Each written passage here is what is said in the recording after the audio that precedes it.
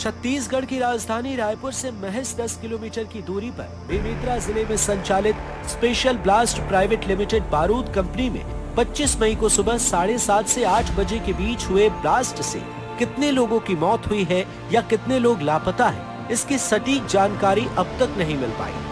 हालांकि जिला प्रशासन की ओर से 8 लापता और 1 की मौत, साथ ही 6 लोगों के घायल होने की सूचना दी गई है।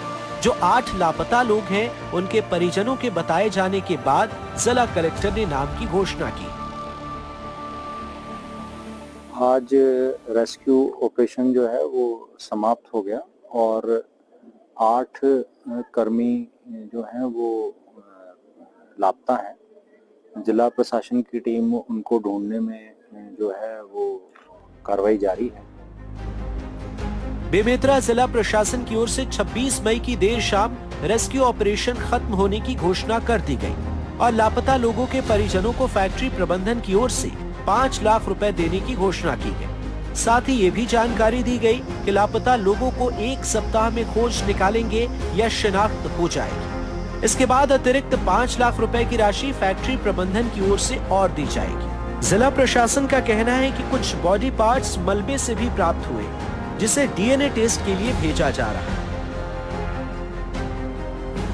तात्कालिक राहत के लिए फैक्ट्री प्रबंधन के द्वारा 5 लाख रुपए की राशि अभी तत्काल सहायता के रूप में आज अभी ही हम जो है वो जो व्यक्ति लापता हैं 8, उनके परिजनों को हम दे रहे हैं और 1 सप्ताह के भीतर जो है वो हम या तो जो लापता व्यक्ति हैं उनको ढूंढ निकालेंगे या फिर उनकी शिनाख्त करेंगे, क्योंकि जो साइट है वहां पर उनके काम करने की आशंका जताई जा रही है। राज्य शासन व जिला प्रशासन के द्वारा अब तक लोगों के लापता होने या मृत्यु की वास्तविक जानकारी नहीं बताना भी एक जांच का विषय है। फैक्ट्री प्रबंधन के द्वारा लोगों के आने जाने के लिए रजिस्टर भी मेंटेन किया जाता था। आने जाने वाले लोगों का नाम रजिस्टर में अब तक नहीं मिल पाना भी कई सवाल खड़े करता है, क्योंकि कंपनी लगभग 500 एकड़ में फैली है और 50 एकड़ फैक्ट्री का ही एरिया है, जिसमें 400 से अधिक मजदूर काम करते थे। इन मजदूरों को ठेकेदार के द्वारा ही फैक्ट्री में लगाया गया था, जिसमें एक ठेकेदार के पास 200 मजदूर काम कर रहे थे, वहीं 2 ठेकेदारों के पास 100 मजदूर काम कर रहे थे। गांव वालों का कहना है कि एक शिफ्ट में 100 मजदूर अलग अलग जगहों पर जाकर काम करते थे। फैक्ट्री में लगे सीसीटीवी कैमरे में कई जगह के फुटेज भी गायब है।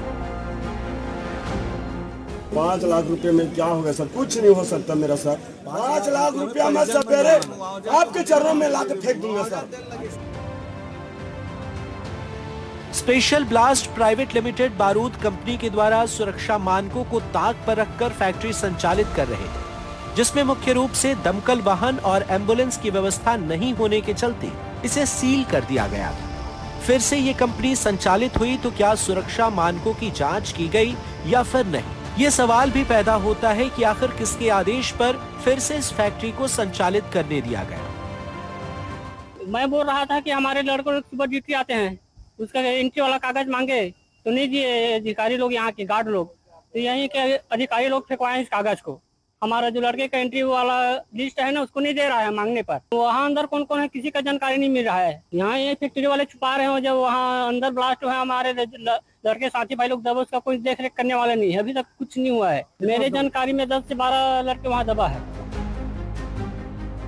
बेमेतरा जिले में यह फैक्ट्री पिछले 20 सालों से चल रही थी। संजय चौधरी जो मध्य प्रदेश के रहने वाले हैं, उन्हीं के नाम पर यह फैक्ट्री है। बताया जा रहा है कि मध्य प्रदेश के पूर्व मुख्यमंत्री के रिश्तेदार हैं और राजनीतिक रसूख के चलते लगातार विरोध के बाद भी इस फैक्ट्री का संचालन हो रहा है, क्योंकि समय समय पर ग्रामीण इस फैक्ट्री के विरोध में मुखर भी हुए हैं, लेकिन किसी प्रकार की कोई सुनवाई नहीं हुई। कुछ नहीं हुआ, फाड़ वाड़ के फेंके नहीं, उन लोग वहाँ पे कोई नहीं था, ताला वाला लगा दिए थे सब।